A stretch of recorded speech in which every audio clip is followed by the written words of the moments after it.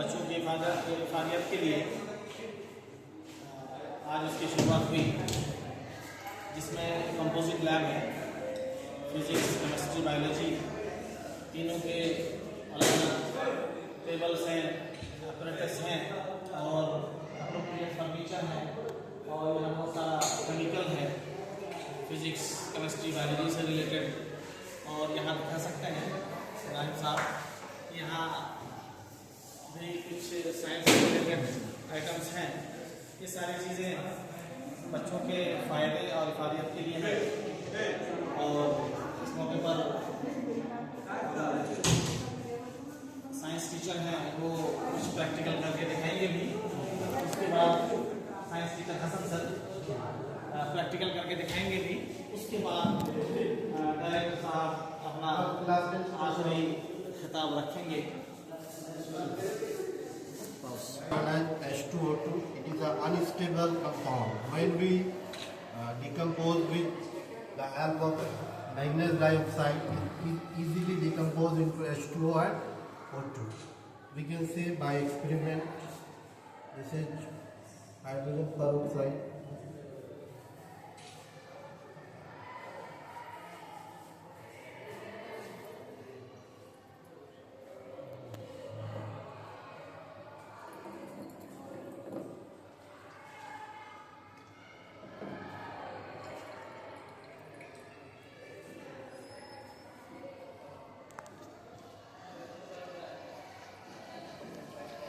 It is a catalyst which we use magnesium dioxide. When we add magnesium dioxide in H2O2, it decomposes into H2O and O2.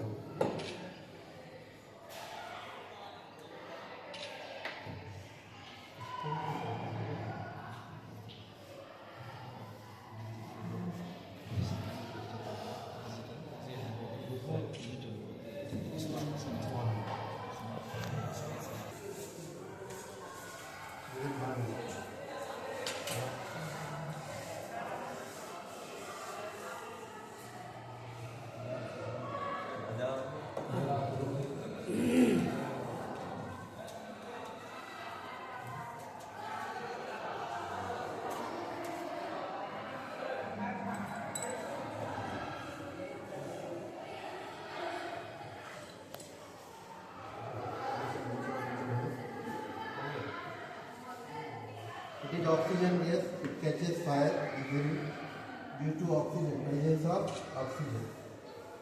When we put out the fire, it also catches fire due to the presence of oxygen.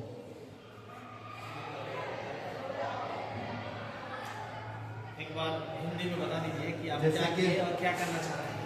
जैसे ये है H2O2, जिसको हम लोग hydrogen peroxide कहते हैं। ये unstable compound है।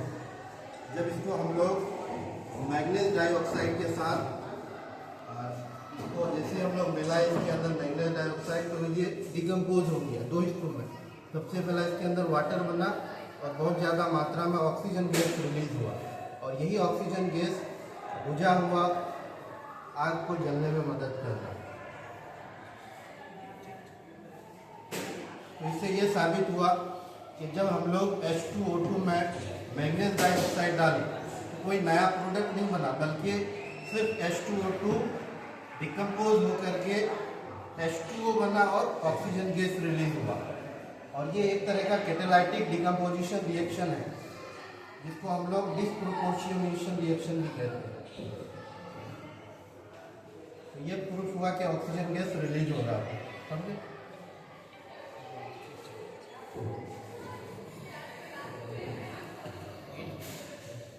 Hasan sir for presenting this kind of valuable experiment, and आपने दिखाया कि बुझी हुई आग को इस केमिकल के जरिए जला दिया जा सकता है। ऑक्सीजन की मदद से हम लोग इजीली जलाया जा सकता है, क्योंकि ऑक्सीजन एक अच्छा कंबस्टिबल, यानी किसी भी चीज़ को जलाने में ऑक्सीजन गैस हेल्प करता है। जैसे हम सभी को पता है कंबशन के लिए ऑक्सीजन जरूरी है। विदाउट कंबशन यानी विदाउट ऑक्सीजन कंबशन पॉसिबल नहीं है। यहाँ इतना ज़्यादा मात्रा में ऑक्सीजन गैस रिलीज हुआ जो बुझा हुआ आग को भी जलाने में हेल्प कर रहा है। तो इस तरह से थोड़ा सा इसको इग्निशन टेम्परेचर मिलना चाहिए। इस तरह से एक्सपेरिमेंट आज एक दिखाया गया इफ्तिताह के मौके पर, और सर इस तरह का एक्सपेरिमेंट करते रहेंगे, बच्चे इससे मुस्तफ़ीद होते रहेंगे, और ताकि साइंस को प्रैक्टिकली हम लोग देख सकें, उसका फ़ायदा उठा सकें। इसीलिए मौलाना आज़ाद इंटरनेशनल स्कूल ने ये साइंस लैब की शुरुआत की है। उसके लिए अप्रोप्रिएट फर्नीचर को भी आप दिखा सकते हैं नानी साहब, ये फर्नीचर, और इधर भी बहुत सारी चीज़ें हैं। ये फिज़िक्स टेबल है, उसके अलावा बायोलॉजी और केमिस्ट्री का भी इधर टेबल है, और इधर भी स्टोरेज के लिए अलमारी है। वो सारी चीज़ें अवेलेबल कराई गई है जिस चीज़ की ज़रूरत है बुनियादी एक्सपेरिमेंट करने के लिए, और हम लोग धीरे धीरे इस चीज़ को बढ़ावा देते रहेंगे। और इस मौके पर मज़ीद बातें ना करके मैं डायरेक्टर साहब से गुजारिश करूँगा कि आप अपना सदारती खिताब सामीन को फरमाएं। अस्सलाम वालेकुम वरहमतुल्लाहि वबरकातुहू। अल्हम्दुलिल्लाह वस्सलातु वस्सलामु अला रसूलिल्लाह।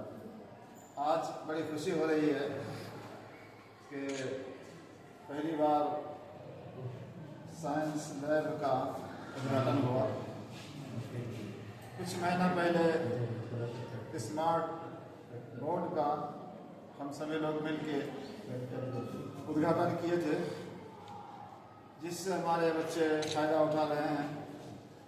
और ये स्मार्ट क्लास का ज़माना है, उस स्मार्ट बोर्ड के ज़रिए से उनको हर चीज़ को समझने में बड़ी मदद मिल रही है। अल्लाह का शुक्र है कि आज साइंस लैब का इनॉग्रेशन हुआ, जिसमें स्कूल के प्रिंसिपल, वाइस प्रिंसिपल और टीचर्स, स्टूडेंट्स और गर्ल्स सब शरीक हैं।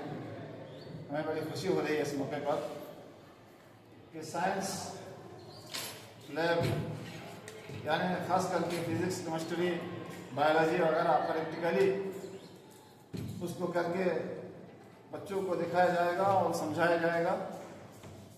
हसन जावेद साहब का बहुत बहुत शुक्रिया, जिनका बहुत बड़ा योगदान है इस साइंस लैब को बनाने में, और उन्होंने प्रैक्टिकली कुछ करके दिखाया। हमें पूरी उम्मीद है कि साइंस लैब से हमारे बच्चों को, बच्चियों को फ़ायदा होगा, और हमारे देखने वाले, सुनने वाले और स्कूल की हमदर्दी रखने वाले लोगों को खुशी होगी कि एक एक करके हमारी जो अहम ज़रूरियात हैं वो पूरी हो रही हैं। इसी तरह बाकी जो रिक्वायरमेंट्स हैं इंशाअल्लाह बहुत जल्द हम लोग उन चीज़ों को भी अल्लाह के फजल से, और हमारे जो मदद करने वाले लोग हैं, दुआ करने वाले लोग हैं, भलाई चाहने वाले लोग हैं, उन सब के ताउन से उन तमाम कमियों खामियों को भी हम लोग पूरा करेंगे। बहुत बहुत शुक्रिया प्रिंसिपल साहब का और साइंस टीचर हसन जावेद साहब का, आप तमाम लोगों का। और मैं बच्चों से खास करके कहूँगा, बच्चियों से, कुछ ही क्लास के बच्चे हैं, इनसे 9-10 के बच्चे हैं, सिर्फ 10th क्लास के बच्चे हैं। मैं इनसे कहूँगा कि आप भरपूर फ़ायदा उठाइए। ये सब कुछ आप ही लोगों के लिए है, और साइंस का ज़माना है, ये डिजिटल एज है ये, और इन तमाम चीज़ों को हम आप लोगों के लिए तैयार कर रहे हैं ताकि आप लोग इससे भरपूर फ़ायदा उठाएं और ज़माने के साथ शाना से शाना मिलाकर चलें।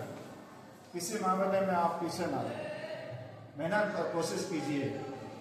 कोशिश, मेहनत करना आपका काम है, और चीज़ों को मुहैया करना, लैब और साइंस लैब और स्मार्ट बोर्ड वगैरह वगैरह, इन तमाम चीज़ों को मैनेज करना हम लोगों का काम है। लेकिन इसी से बात नहीं बनेगी जब तक आप मेहनत नहीं कीजिएगा। मेहनत शर्त है। जिस तरह हम लोगों को बड़ी मेहनत की ज़रूरत होती है इन चीज़ों को मैनेज करने में, तो आप मेहनत कीजिए अपने आप को बनाने में और शुक्रिया अदा कीजिए अल्लाह ताला का, पेरेंट्स का और स्कूल के जिम्मेदारों का, आपके टीचरों का। अल्लाह ताला से दुआ है कि अल्लाह ताला हमें और आपको सबको मिलकर के इस स्कूल को साइंस के तकाजे के मुताबिक इसको और आगे बढ़ाने की तौफीक दे। आमीन। एक और एक्सपेरिमेंट हसन सर दिखाना चाह रहे हैं। और एक एक्सपेरिमेंट हम लोग देखेंगे, जैसे कि ये है आपका सोडियम हाइड्रोक्साइड जो एक स्ट्रॉन्ग बेस है। हम लोग को पता है जब हम लोग बेस में ये है यूनिवर्सल इंडिकेटर, जिसकी मदद से हम लोग पीएच चेक करेंगे, यानी कौन एसिड है, कौन बेस है और कौन न्यूट्रल सॉल्यूशन है। तो ये यूनिवर्सल इंडिकेटर है जिसमें कलर चेंज होगा। अगर रेड है वो स्ट्रॉन्ग एसिड माना जाता है, ग्रीन है तो उसको हम लोग बोलेंगे न्यूट्रल है, और अगर ब्लू कलर का आता है तो इससे समझ में आएगा कि वो बेस है। इसी की मदद से हम लोग टेस्ट करेंगे एसिड, बेस और न्यूट्रल सॉल्यूशन को। यहाँ 3 तरह का सॉल्यूशन है, एक में वाटर है, एक में बेस है और एक में एसिड है। जैसे हम लोग फिनोल्फथालीन यूनिवर्सल इंडिकेटर को इसमें डालते हैं तो इसमें कलर चेंजेस देखने को मिलेगा। तो ये ब्लू कलर में चेंज हो रहा है, इसका मतलब ये क्या है, बेस है। अगर ब्लू कलर में चेंज हो रहा है तो हम लोग समझ जाएंगे कि बेस है और इसका पीएच कितना होगा, 14 होगा। कितना होगा, स्ट्रॉन्ग बेस का पीएच 14 होता है। इसमें कलर चेंज जैसे मतलब ग्रीन में हो रहा है, इससे ये साबित हो रहा है ये क्या है, न्यूट्रल है, यानी इसका पीएच कितना है, 0.7 है। इसके बाद ये है आपका एसिड। तो एसिड में कलर रेड हो जाता है, हम लोग को पता है, और इसका पीएच कितना होगा, 1 होगा। समझे, रेड कलर हो रहा है। इससे ये हम लोग मालूम कर सकते हैं कौन सा, यहाँ 3 तरह का सॉल्यूशन था, तीनों अलग अलग मतलब एक था एसिड था और एक था बेस और एक था न्यूट्रल सॉल्यूशन, लेकिन सबका कलर एक तरह का दिख रहा था। तो हम लोग इसके मदद से चेक कर सकते थे कि कौन एसिड था, कौन बेस था और कौन न्यूट्रल सॉल्यूशन। तो ये है यूनिवर्सल इंडिकेटर, इसमें कलर चेंज होता है जिसकी मदद से हम लोग एसिड, बेस और न्यूट्रल सॉल्यूशन को डिटेक्ट कर सकते हैं। शुक्रिया। ठीक है, शुक्रिया।